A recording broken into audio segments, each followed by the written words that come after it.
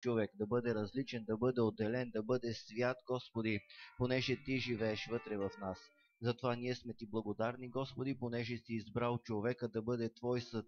Избрал си всеки един от нас, Господи, и си поставил вътре в нас от духа Ти, за да може ние да бъдем тук Твоето лице на тая земя, за да може ние да бъдем Твоята уста, Господи.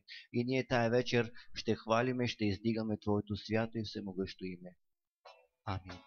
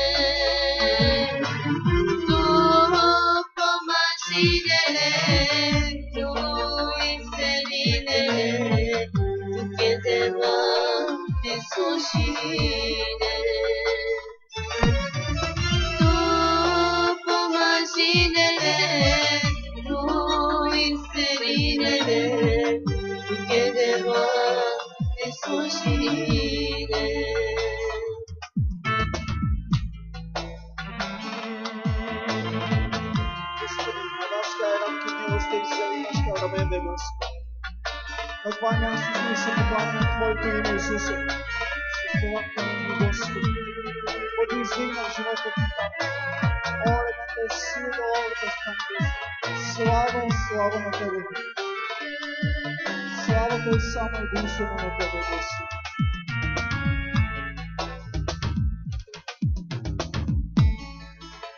Ангели ме amava, toutes mes devoirs molina, tu m'as dévoré pour magie, tu m'as dévoré serine, Angeli me amava, toutes mes devoirs molina, tu m'as dévoré pour magie, tu m'as dévoré serine.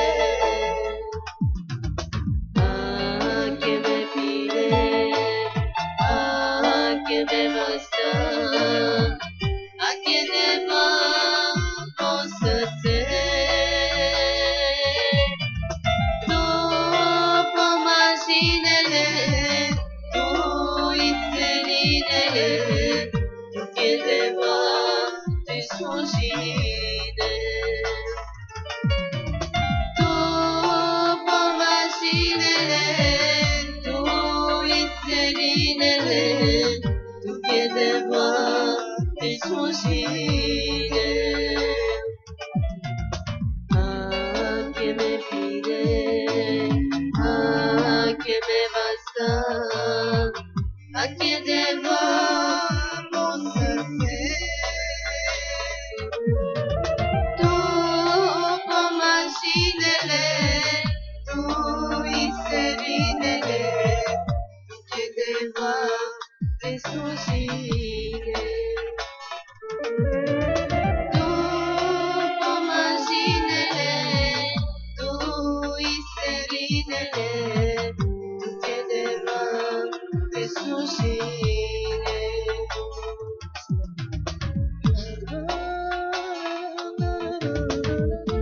Боже, в этом милост, Господи, даваме Ти.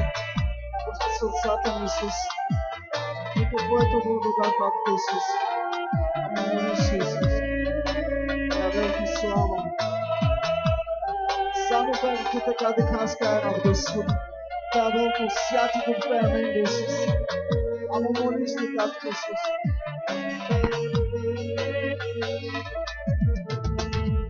Моли се, Дева Исус.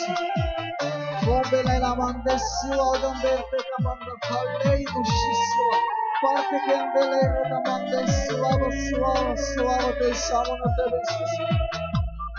Твой дух, Господи, Твоето присъствие на това място. Твоето присъствие, Господи Исус.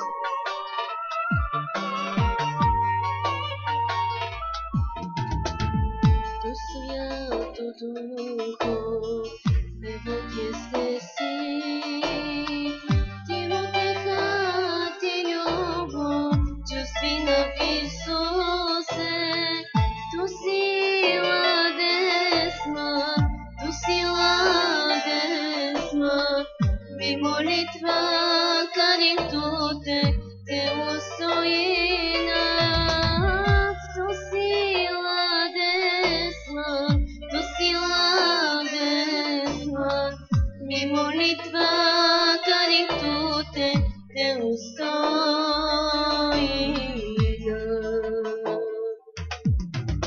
Variu te cadinyan manto, Isuse, blagodari naman tuke, Isuse, samo karim tute kadikap, Isuse, smireno tama, duknai me kasarina, variu te cadinyan manto, Isuse, blagodari naman tuke, Isuse, samo karim tute kadikap, Isuse, smireno tama, duknai me kasarina.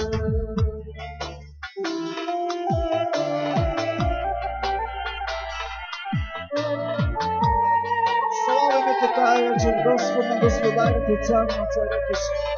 Славиме Те, Господи, понеже заслужаваш цялата слава да приемеш, Господи Исусе. Славиме Те, Те издигаме тая вечер, Господи, понеже плати на нас цена да сме на това място и ние Ти благодарим, Отче в небето. И казваме слава, слава, слава на името Те, Господи. Казваме слава на Твоето велико име, Господи. Орба бандера бе сила на Бебе. Твой дух, Господи, благодарим Ти, че Той ни защитава и Твоето присъствие ни укриваш. Всеки ден, когато Ти стигаме, Господи, в живота си.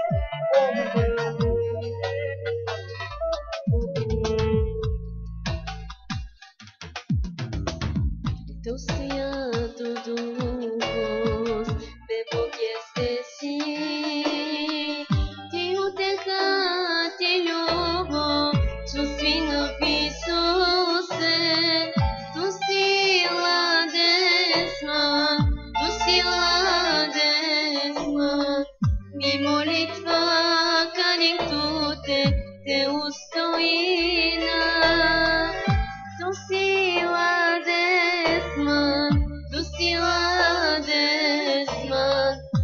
молитва карин те устои.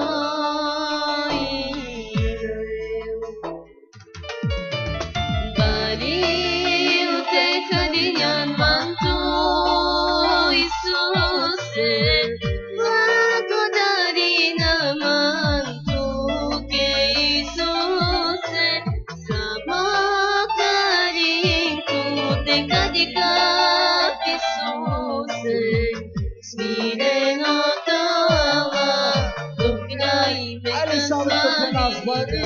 Bari uteka dinyan mantu Isuse, blagodari naman tu ke Isuse, sama karing tu teka dikap Isuse, smire no tawa, duknai mekasmavina. Bari uteka dinyan mantu Isuse, blagodari naman tu ke Isuse, sama karing tu teka dikap Isuse, smire no tawa, duknai mekasmavina. Bari uteka dinyan mantu Isuse, blagodari naman tu ke Isuse, sama karing tu teka dikap Isuse, smire no tawa, duknai mekasmavina. Bari uteka dinyan mantu Isuse, blagodari naman tu ke Isuse, sama karing tu teka dikap Isuse, smire no tawa, duknai mekasmavina. Господи Исус, молявам Те вечер да бъдеш издигнат, Исусе. Бъде издигнат сърцата ни, Дева. Бъде издигнат животът ни, Господи. Бъде издигнат животът ни, Господи. Бореме без слава, душа, сила, огън, верата. О, славиме Те, Господи, и Те издигаме. Ти си нашата утеха, Господи. Ти си нашата слава, Исусе. И за това Те издигаме тая вечер, Господи. Понеже си най-великият Господ. Най-могъщият цар, няма като Тебе, не е имало и няма да има. Понеже Ти, когато казва нещо, то става в реалност, Господи. Затова Те славиме и Те хвалиме, Господи. Понеже си велик, понеже заслужаваш слава, Исусе. Заслужаваш, Господи.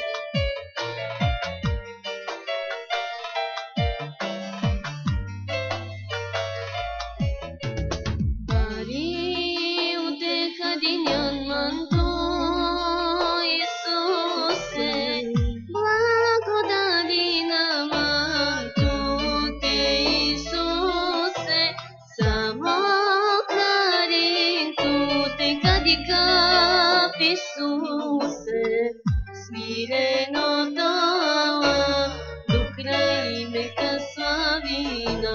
Bari uteka dinyan mantu Isuse, blagodari naman tu ke Isuse, sama karing tu teka dikap Isuse, smire no tawa, duknai mekasmavina.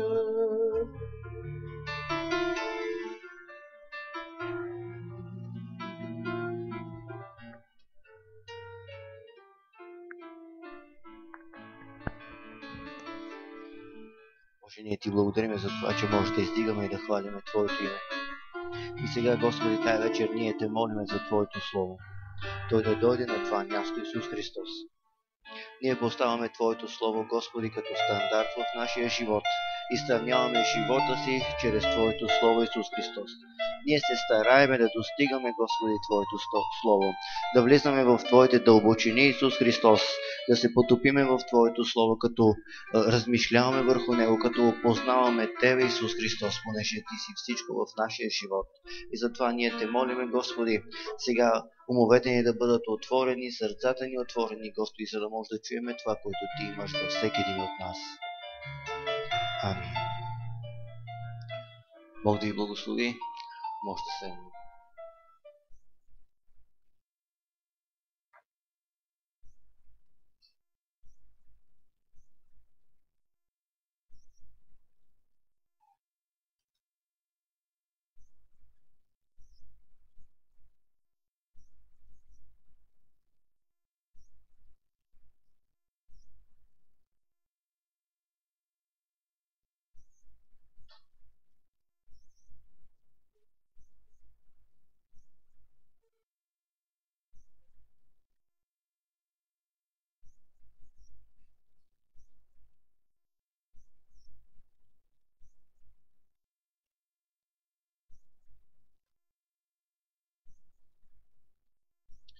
Тази вечер ще говорим за това как Господ променя един човек.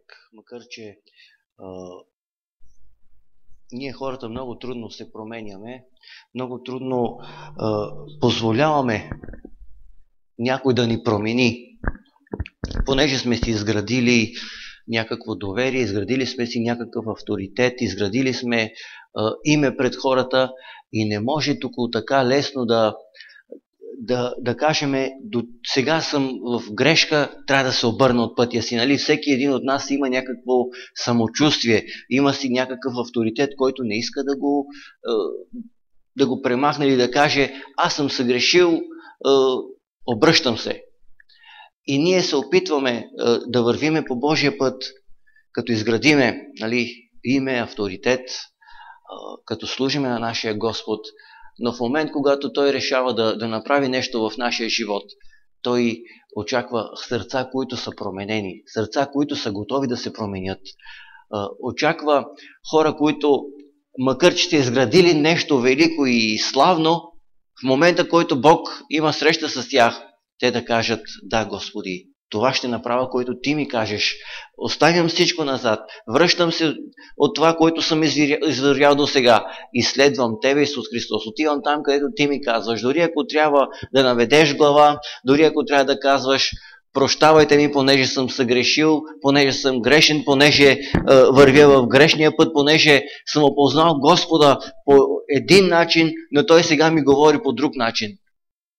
Ние трябва да бъдем точно по този начин готови, да обърнем сърцето си. В момента Бог прави сърцата да бъдат меки, т.е. готови да хванат всяка Негова дума. Ако сърцето ти е твърдо, закоравено, ти няма да можеш да се промениш. Много трудно ще бъдеш променен. Дори ако не позволиш на Словото, ти няма да можеш да бъдеш променен. Понеже Словото идва и той достига. Обаче сърцето ти, ако е твърдо, каменено, ледено, то Словото не може да пробие. Трябва му време, трябва му постоянно да се хвърля там, за да може рано или късно или един ден той да падне в сърцето и да промени сърцето ти. Така че вярващият човек винаги трябва да бъде готов на промяна. Никога не забравяй това. Вярващият винаги трябва да бъде готов да се промени. Само Исус Христос не се променя. Само Господ не се променя. Вярващият се променя. Този, който следва Господа, той се променя. Никога не казвай, аз никога няма да се променям. Ще си държа това, ще следвам това и никога няма да се променям. Напротив, бъди готов да направиш промени в твоя живот. Както идват промени в нашето тяло, нашето физическо тяло, идват промени, нали? Всеки от нас вижда промените върху себе си. Казваме, преди бяхме млади, слаби, тичахме, играехме, скачахме, сега сме малко по-стари, по-дебели станахме, нали? Както един човек каза, не може вече. Значи ние виждаме промяната в нас. Що не казваме, не, аз няма да се променя, ще си остана винаги слаб и млад. Не може. идва промяна в нашето тяло. Разбирате ли? Искаме, не искаме, тялото ни се променя. Годините, които идват върху нас, те променят нашето тяло. Някои остаряват, някои оплешивяват, някои получават първите си бръчки, някои получават трудности в кръста, в краката, в ръцете, навсякъде. И това всичко е от времето, което минава. Разбирате ли? От времето, което минава. И човек се променя. Той никога не остава такъв, какъвто е. И ние не можем да кажем, не, Господи, аз няма да се променям, такъв ще си остана. Само Исус Христос е този, който не може да се промени. Той си остава както сега, както преди, както и за в бъдеще. Той си остава този, който е. Той не се променя. А ние хората се променяме спрямо времето, спрямо нашия Господ, спрямо служението, спрямо Неговото Слово, как идва към нас. Ние се променяме. И не в промяна в лош етап от нашия живот, а промяна към по-добро, от добро към по-добро. Разбирате ли? Тоест, понеже опознаваме Господа, понеже се доближаваме до Господа, ние все по-ясно ни става картината. Нали, когато виждаш нещо отдалеч, то е като замъглено пред тебе. И ти виждаш някакви детайли, които са малко по-изразителни, малко по-големи детайли. Но общо взето не можеш да видиш цялата картина. Тя ти е като в мъгла, неясна ти е, не можеш да различаваш древните детайли. И все колкото повече се приближаваш към тази картина, все повече ясно ти става. Все повече неща ти се изпъкват пред тебе. Нали? Ти вече виждаш, там има една къщичка, там има едно дете нарисувано, там има едно дървче нарисувано. Вече виждаш картините по-ясно, виждаш нещата, детайлите по-ясно, понеже се приближаваш. Така, когато ние се приближаваме до нашия Господ, ще може да го видим, ще може да го познаем, ще може да го разбереме и ние ще кажем, да, Господи, аз съм готов да се променям спрямо Твоето Слово. Понеже преди съм разбрал едно, сега, Господи, Ти идваш и ми се изявяваш по друг начин, по различен начин. Нали знаем, че Бог работи по различни начини. Никога Господ не работи по един и същи начин. Почти винаги Господ променя начините си на работа, за да може дори ние да бъдем покорни на това, което Той ни казва, или пък Той да се докаже пред нас, че Той е всевластен, всесилен и за Него няма проблем дали ще каже прощават ти се греховете или бъди изцелен. За Него няма проблем дали да каже да вали дъжд или да пече слънце. За Него това няма никакъв проблем. И Той иска всеки от нас да бъде готов на тая промяна. Ние ще прочетем нещо от Божието Слово и ще видим един много вярващ човек. Силно вярващ човек, който по това време нямаше по-силен вярващ от него. Човек, който научи Божието Слово почти наизуст. Човек, който спазваше всеки празник. Човек, който спазваше всеки обичай. Човек, който постъпваше по най-правилния начин според Стария Завет, според 5 Моисееви книги по това време. Всичко изпълняваше, абсолютно всичко. Тук на това място има ли човек, който може да каже, аз изпълнявам всичко от Божието Слово? Няма такъв. Винаги ще има нещо, което сме пропуснали. Той човек нямаше какво да пропусне. Всичко изпълняваше. Всеки път той даваше десятъка си. Всеки път той хранеше бедните. Всеки път той постеше. Всеки път той имаше общение с Господа. Всеки път той четеше Божието Слово. Всеки път правеше всичките неща както трябва. Моисеевия закон изпълняваше всичко. Докато един ден дойде едно ново служение. Едно ново движение. Една нова мода, както ние може да кажем.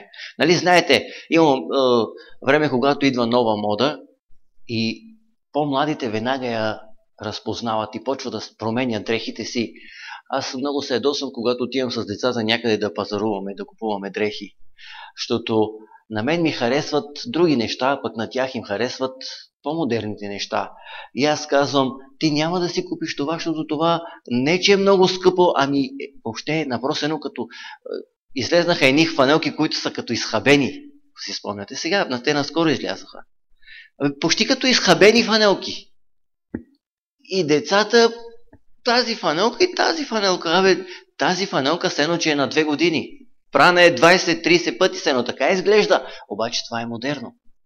И те искат фанелката, обаче аз не я искам. Разбирате ли, аз съм от старите, които не искам. Ама те искат модерното. Така този човек държеше на Божието Слово, на 5 Моисееви книги. Ама по този начин държеше, че не допускаше нищо да се случи извън тях. Той беше учен, учил за фарисеин. Фарисеите са хора, които стоят в храма, хора, които имат дълги поли, дълги мантии, имат шапки на главата си, строги хора, хора, които са почитани от народа, хора, които са лицето, хора, които са уважавани от другия народ, хора, които свещеници, фарисеите са хора, които някой от народа отива и иска мнението им, задава им въпроси, когато не им е ясно. Така че фарисеите бяха много учени хора. Те изпълняваха почти всичко от Божите неща. Докато един ден нашия Исус Христос, нашия Господ решава да дойде по нов начин, по по-модерен начин. И той решава и казва, вярвайте в Исус Христос. Той е Месията, Той е Спасителят. Моисеевия закон казва, един Бог има. Един Бог. И никой друг да не наричаш Бог на тая земя, Отец на тая земя, освен единствения Господ. И изведнъж идва Исус Христос, умира на кръста, възкръсва и започват неговите ученици, апостолите, да проповядват Словото и това Слово се разширява, разпространява се и създава смут в обществото. Знаеш ли какво е казал? Он е казал, че това, което сме учили до сега е грешно. Ние трябва да се промениме. И това стига от уста на уста. При всички хора тогава се получава смут. И хората задаваха въпроси, кого да слушаме сега? Фарисеите, свещениците, които са в храма, или тези апостоли на Исус Христос, който говоря за Исус Христос. И хората виждаха делата. Фарисеите, свещениците, те само говореха, понеже така ни казва Божието Слово. Те само говореха Божието Слово, но нищо не изпълняваха от него. Налагаха хомот, товар върху хората, които те не го изпълняваха. А пък апостолите, освен че говореха за този Месия, Исус Христос, който ще възкреси света, който иска всеки, който вярва в него, да го приеме, за да може да има вечен живот. Този Исус Христос върши чудеса и знамения. Изцеляват един човек пред храма, точно пред вратата. Изцеляват куция човек, вдигат го от постелката му, той влиза в храма, започва да хвали Господа, свещениците там гръмнат и виждат какво се случва. Хората започнаха да хвалят Господа и това донася смут. И те казват, това е нещо ново. Ново служение. Служение, което може да ни провали. Служение, което не е от Господа. Господ не е казал ние така да служиме. Господ не е казал за някакъв си Месия, който ще дойде. Господ не е казал да вярваме в Исус Христос. Те не разпознаха Божието Слово.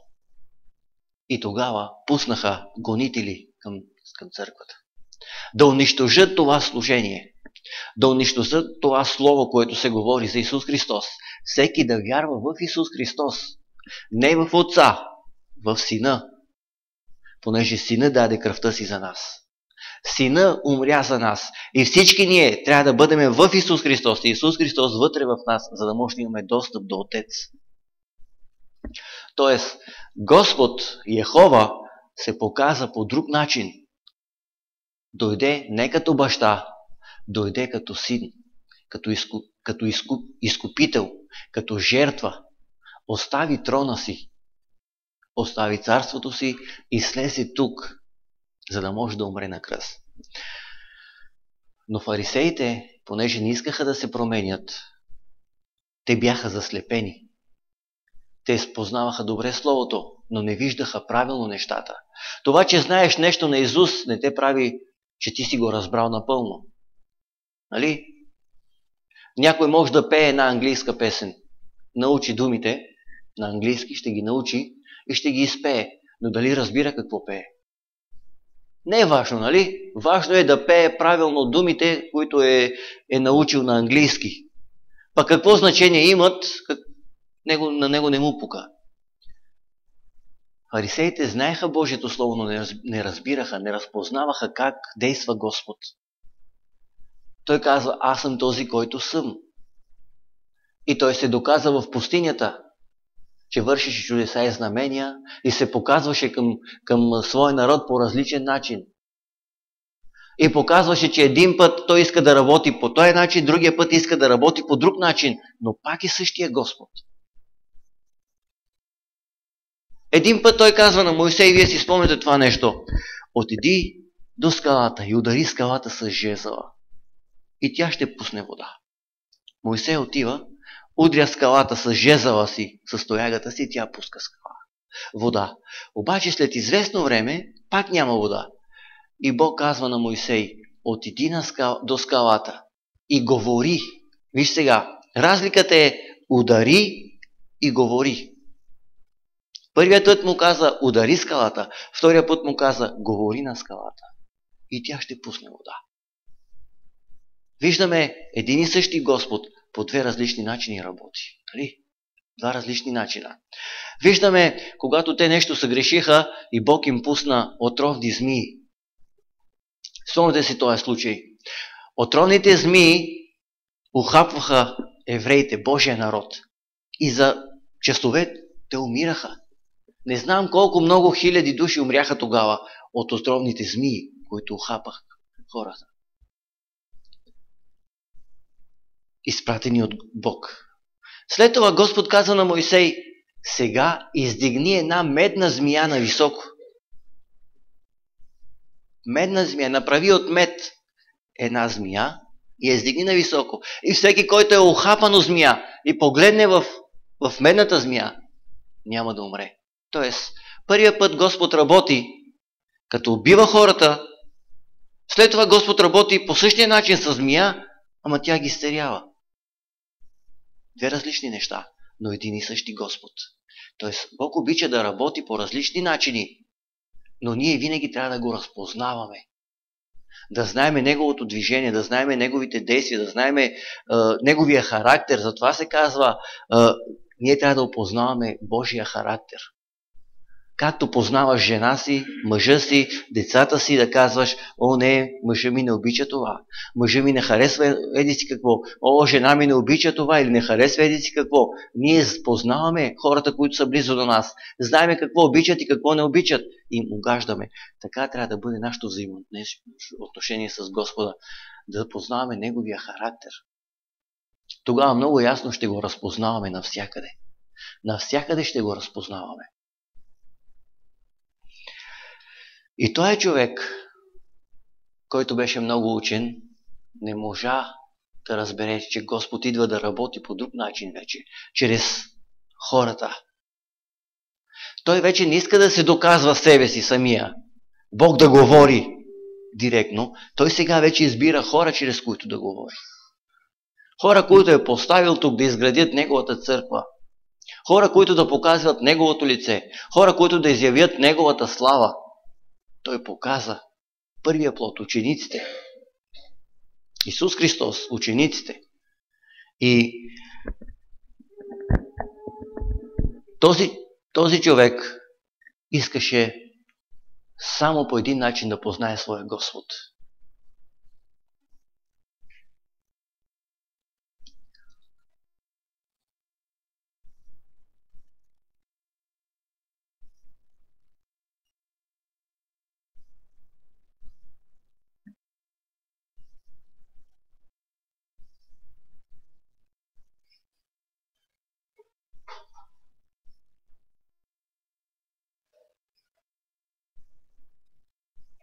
Нека да отворим в Деяния на апостолите 9 глава и ние ще прочетем първи стих.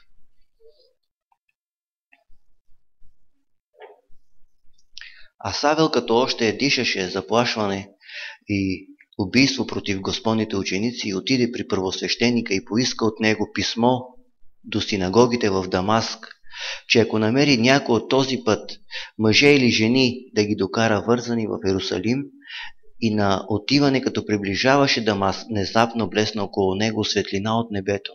И като пана на земята, чу глас, който му каза. Тук говорим за един човек, който се казваше Савел. Савел, обучаван при най-добрия учител, фарисеин, върху Божиите принципи, повеления, заповеди, поиска писмо. Когато отиде, да има това право да залови всички християни, всички вярващи и да ги вържи, за да може да ги убие. Защото те донасят грешно учение.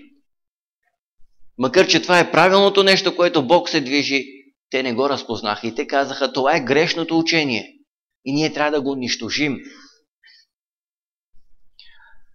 И по пътят, окуражаван той с пълна сила и вяра в себе си, с пълната власт, която има в ръката си като писмо, с хората, които има зад себе си, с мощта, която му е дадена, съзнанието, което има, той тръгва да убива неграмотните вярващи. Тези, които не знаят да четат, не знаят да пишат, но вярват в някой си Исус Христос, който умря на кръста и възкръсна. И той казва, че е Месията. И той тръгна да убива тези хора. Тоест, грешно виждане върху Божите неща. Не иска да влезе в новото движение на Исус Христос, на Господа. Иска да си стои винаги в старите неща. В Стария Завет. В старото служение. Това, което преди беше. Не иска да вижда нещо ново. И по пътя става някакво чудо в неговия живот.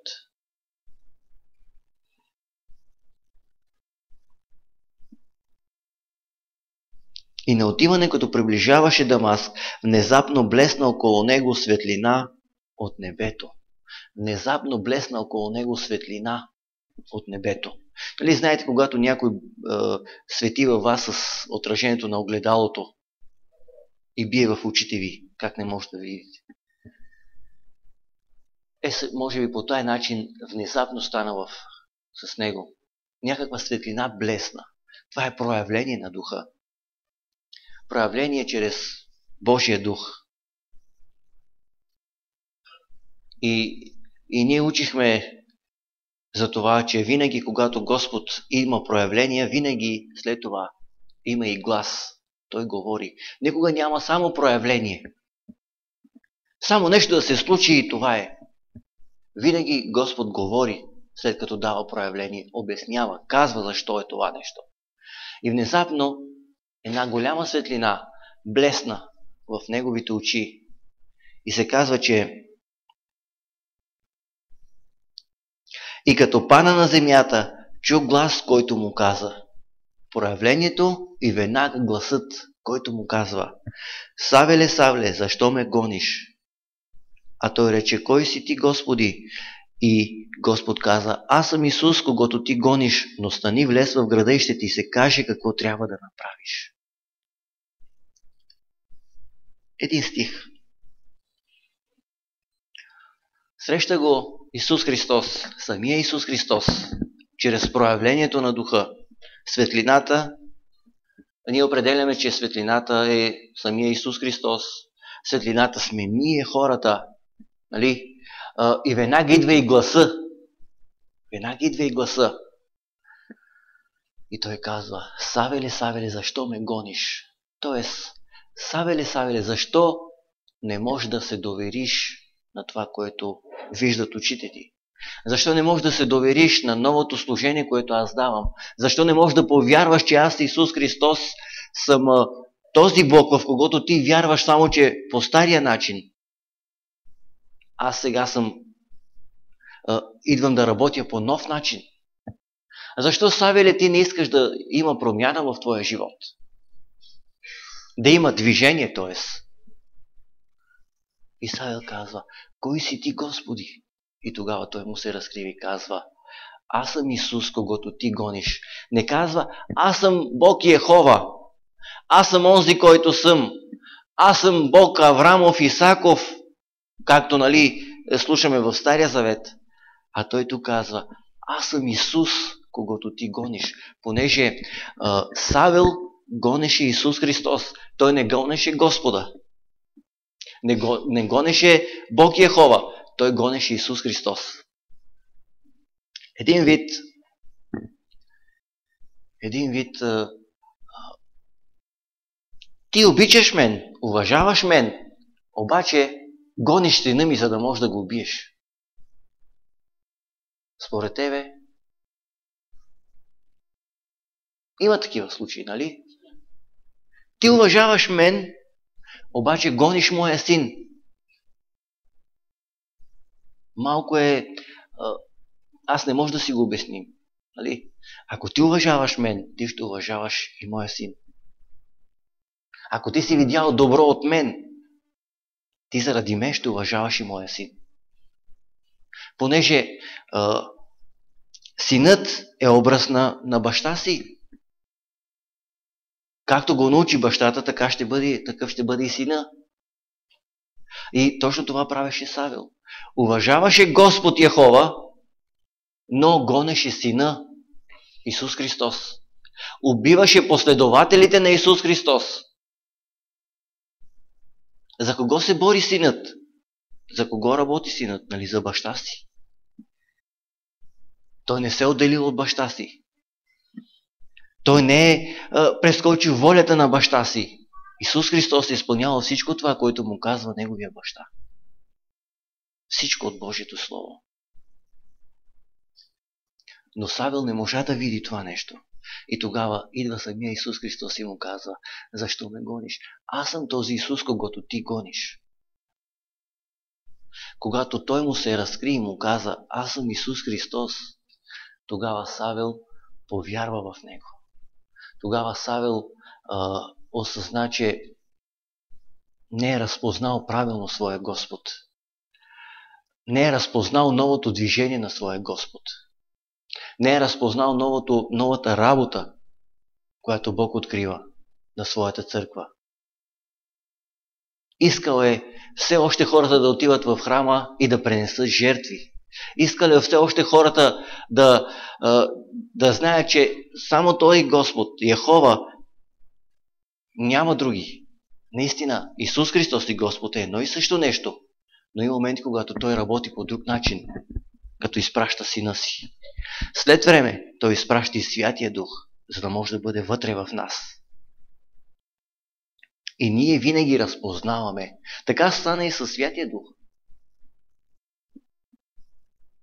Някъде към началото на 90 години, мисля, че беше, тогава една голяма вълна изпълни България и почти целия свят със Святи Дух. И дадоха един пример и казаха, това е като свидетелство, в един град, който дойде толкова силно присъствие в една църква, и те всички започнаха да говорят на Святи Дух. Ама така изведнъж хората, които се движиха отвън, не са вярващи, не влизат в църква, просто се движат, както сега от тук може да минат хора. Те също започнаха да говорят на Святи Дух.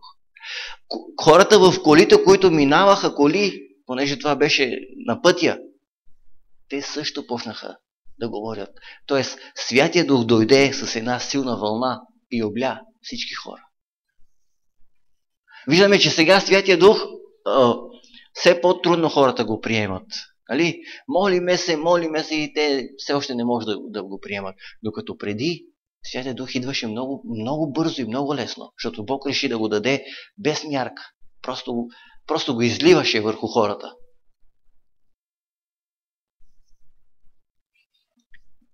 И много от хората по това време не приемаха Святия Дух. Ние не може да говориме други езици, как така? Имаше доста проблеми. Ние не сме хванали това време. Ние сме влезли в това време, където вече Святия Дух се носеше. И ние вярвахме в Святия Дух и го говорехме.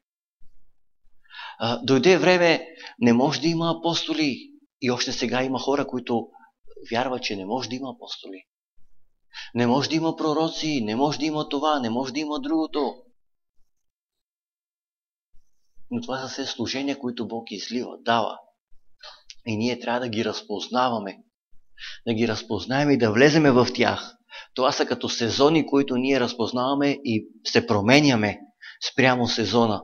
Летно време с летни дрехи, зимно време с зимни дрехи. Ние се променяме. Ние не променяме сезона. Нали? Не съм видял човек да променя сезона, освен Илия, който каза на дъжда да не вали. А ние хората се променяме спрямо сезона. Ние знаеме, че от октомври или ноември до февруари някъде ще е зима, студено и ние знаеме и се променяме спрямо сезоните. Не казваме, сега сезоните, вие се променете спрямо нас, нека да пече слънце, декември месец. Не, ние се съобразяваме с тях и променяме дрехите си, променяме парите си, понеже ги даваме за въглища, за дърва, снабдяваме нуждите, за да може да изкараме зимата. Така е в Божието Слово. Ние се променяме спрямо Божието Слово и знаеме кога влизаме в един сезон, как да се промениме, за да може да бъдем правилно в този сезон, а не да ни се смеят хората. Според тебе ще изглеждаш ли нормално, ако през, да кажем, ето това време сега, това време, ти си с дебело палто, шуба топла, с висока яка, с шапка, с шал, с ръкавици, с бутуши и излезеш в центъра. Според тебе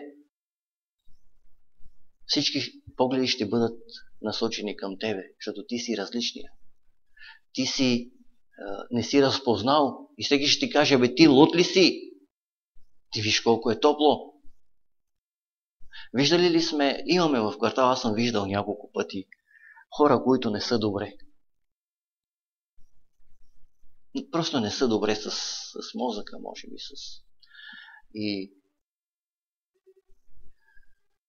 И аз ги виждам много горещо навънка, а те с якита върху себе си. Сигурно си вие сте ги наблюдавали, сте ги виждали. Например, да ви дам Серго. Вие го познавате. Много пъти го виждам с яки, а вънка много топло.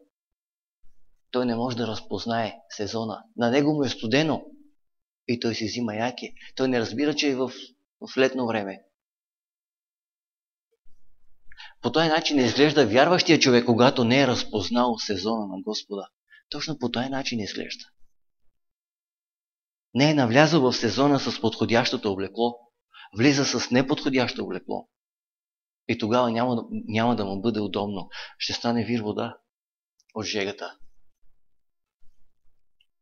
Така че Господ иска ние, хората, да бъдем променени. Въпреки нашето знание, въпреки нашето дълго служение, въпреки нашето разбиране върху Словото, идва момент, когато Господ казва: стани, влез в града и ще ти кажа какво трябва да правиш. Тоест, Исус Христос казва на Савел: влез в града и чакай, аз ще дойда да ти кажа какво трябва да правиш. Савел тръгна с една мисия – да залови вярващи. А Исус Христос му казва: аз ще ти кажа какво трябва да направиш. Тоест, това, което си мислил преди, то е неправилно. Не го прави. Изчакай, аз да ти дам заповед. Тогава Бог се явява на един човек, който се казва Анани, и му казва: отиди и търси някаква улица, Тинчец, влез там, ще видиш един човек, който се казва Савел, сложи ръка върху него, помоли се върху него.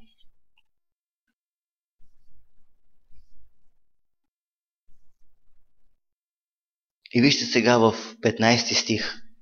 А Господ му рече: иди, защото той ми е съд, избран да разгласява моето име пред народите и царете и пред израелтяните, защото аз ще му покажа колко много трябва той трябва да пострада заради името му. Името ми.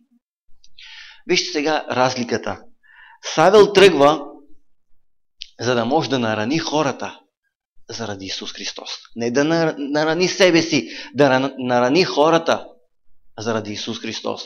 Да убие хората, защото вярват в Исус Христос. Да донесе болка на хората, защото вярват в Исус Христос. Когато го срещне Исус Христос, той му даде нова заповед. Каква е тя? Сега ще видиш ти колко много ще пострадаш заради името ми. Тоест, болката вече се отнема от хората и се дава върху него. Ти ще пострадаш заради името ми. Не хората да пострадат, ти трябва да пострадаш заради моето име. Понеже ти ще проповядваш за Исус Христос. Ти ще говориш Словото за Исус Христос. И ще пострадаш много. Виждаме промяната. Човекът, старото, иска да нарани хората. Той е грешния, той е виновия, той неправилно служи, той неправилно идва на църква, другия неправилно прави нещата. Нали? Все някой друг ти е виновен, все някой друг е грешния. А Исус Христос сега му казва, ще видиш ти колко ще пострадаш. Тоест, винаги ти трябва да страдаш. Понеже говориш за Исус Христос. Когато говориш за Исус Христос, не си мисли, че прибираш всички овази заради тебе и хората ти се радват и те величаят, защото ти си Георги или Петър. Ти ще пострадаш заради името на твоя Господ. И наистина това стана с Савел. Бог промени неговото име. Каза, ти вече ще се казваш Павел. Промени неговата самоличност. Бог иска да работи с нови хора. И аз го разбирам много правилно. Затова той променя дори самоличността на човек. Името, пастор Кум каза, че името показва какъв е човек. Когато кажеме Асен, кого ти идва в мозъка? Той е Асен, нали? Ние го знаем кой е той. Веднага ни излиза пред нас една картина. Какъв човек е той? Без да споменаваме нищо, веднага пред нас излиза картина какъв е. Когато казвам Георги, ние се чудиме сега кой Георги и не може да си представиме някой, защото нямаме Георги в църквата. Нали? Може да си представиш някой, когато кажа Георги. Но когато кажа Георги, не еди си кой, ти кажа, да, знам го, той е добър човек. Веднага идва картина пред тебе, само чрез неговото име. Когато слушаш Савел, както този Анани, идва Господ и му казва, иди на улица права и там ще видиш един човек, който се казва Савел, и веднага той Анани каза, аз познавам кой е Савел. Той е убиец на християни. Не искам да отида там. Виждате ли, излиза лошата картина пред човека, чрез неговото име. И Бог казва, той вече ще се казва Павел. Павел, който страда за Исус Христос, а не наранява хората. Бог днешно време иска да вижда хора и да променя дори имената им. Да им даде нова самоличност. Наистина като нов човек. И тези хора да имат пълно разбиране, че те трябва да направят нещо за Господа. Всеки един от нас, който е разбрал, че Бог иска ние да бъдем променени и да приемем новото име, което Бог има за нас, ние няма да се възпротивиме. Не, няма да проповядвам. Не, няма да служа. Не, няма да се покорявам. Не, няма да правя това. Ние няма да се възпротивиме. А ние просто ще наведеме глава и ще знаеме нашата мисия, че трябва да пострадаме тук заради Божието име. Бог казва, блажени сте, ако говорят против вас лъжливи думи заради името ми, заради името на Исус Христос. Блажени сте, ако сте наранявани и пребивани заради мене. И Бог иска ние да бъдем блажени, за да може да наследиме Божието царство.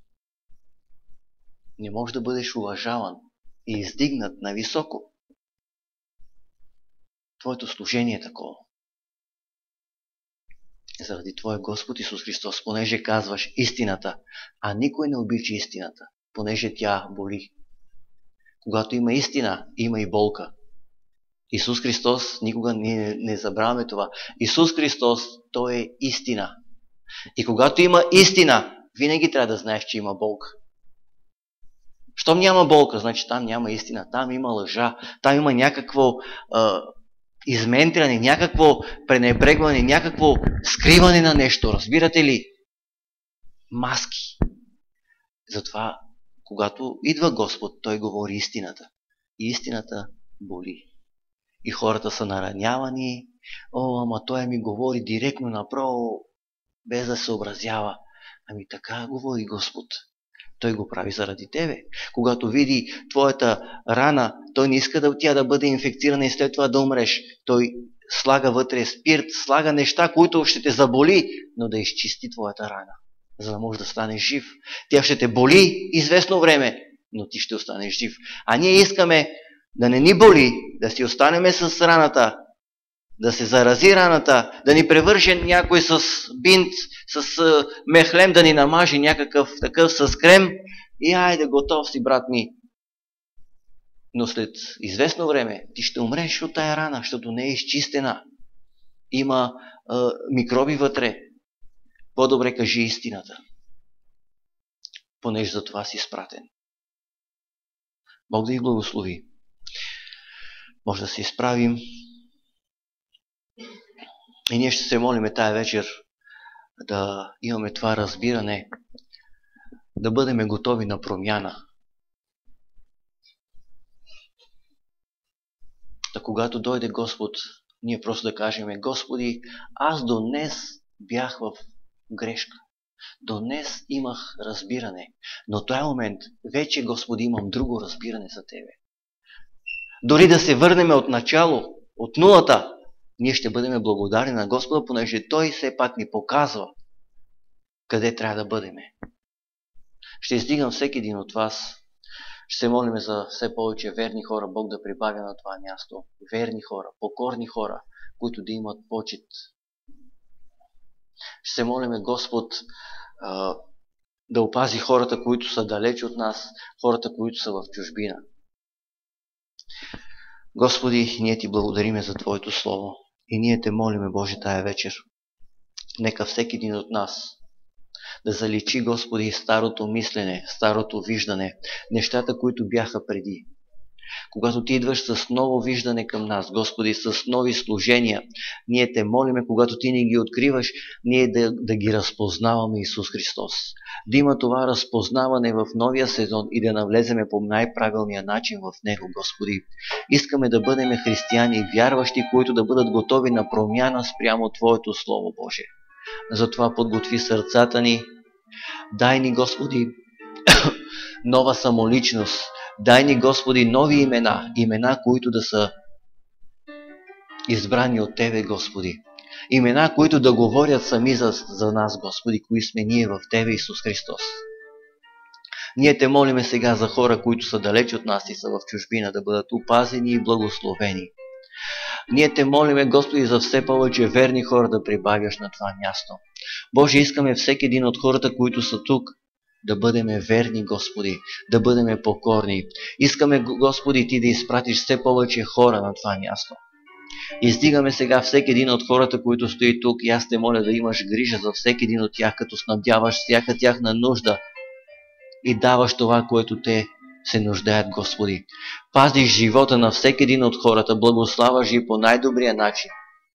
Предавам ги в Твоята ръка, Господи, и вярвам, че Ти ще направиш най-доброто за всеки един от тях. Амин. Се молим за нашето даване. Утре има сватба в Берковица. Пастор Валентин, вие го познавате, черният с мустаци, прави сватба. И той ми каза да съобщя в църквата, пък, нали, ако някой има желание, може да ми се обади. и да пътуваме натам. Сега ще се молим за нашето даване. Може да кажеш.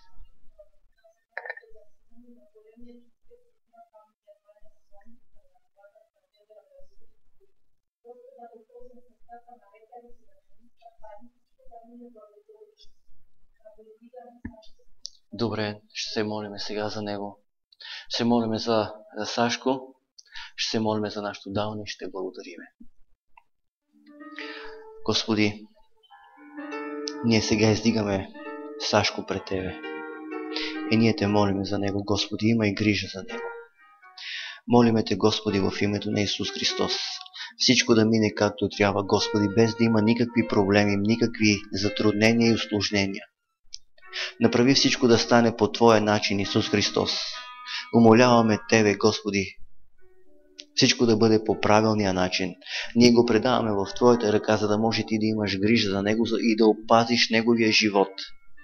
И той да бъде напълно изцелен от това, от което страда. Ние знаем, че от този момент Ти вече имаш грижа за него, Господи, ще направиш най-доброто. Всичко да мине както трябва, Исус Христос. Затова ние сме Ти благодарни. Сега издигаме нашето даване. Това, което ще дадеме, нека да бъде посято в Твоето царство.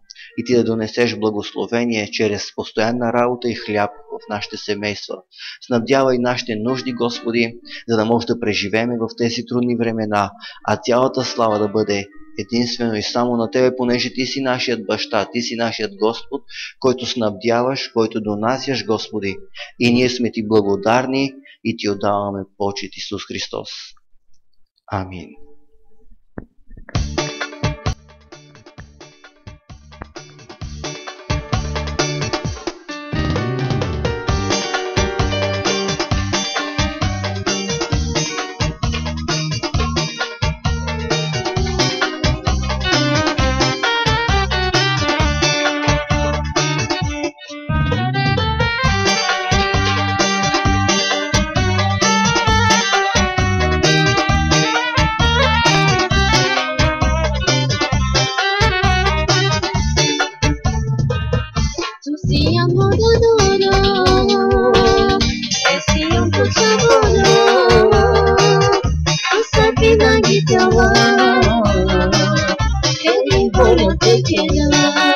Ai, sono un човек да кажа.